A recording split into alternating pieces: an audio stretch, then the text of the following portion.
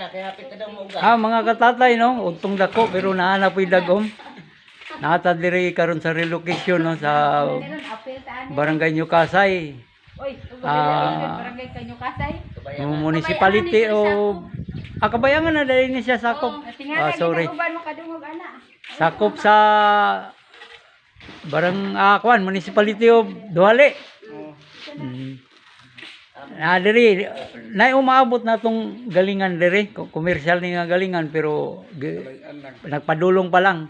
Ang naa karon makita nato ang lapad kay nga dryer nga mo sulod og 200 ka sako. Ara mga katatay makita man nato. Yan namon po diri ang mga saker diri. Ang mga in charge diri sa dryer. Nata sa tunga basakan na yang ito nga side humay.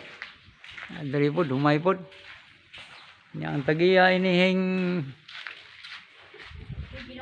budiga ha, nagplano nga nanay gi-order pero wa pa maabot. Commercial ang galingan nga plano diri.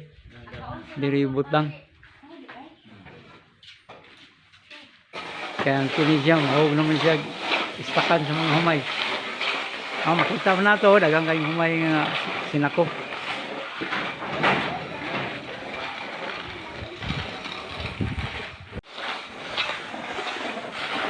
Ang sako sa bulad, 50 pesos ang bayad sa mga dryman.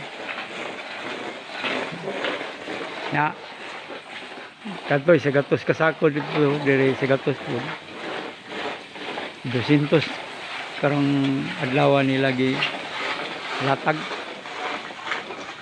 kay katoy yam to sa sipiya na ngini napabulad lang pud ang naitagiya sa humay. Makita man nato bisag init ang dako karon taw dila na po ni puson kay na maabot na pud dagdag-om mo sayo pa man ta. Mga wapo mga alaw na media pa siguro karon.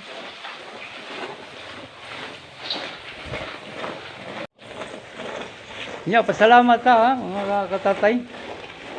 Follow, like and share sa atong mga videos. Dili lang ta tutok kay muli na pud ko kay nga mo pud layo-layo pud tumulian ako. Daghang salamat. Tatay Soma, Life in the Farm.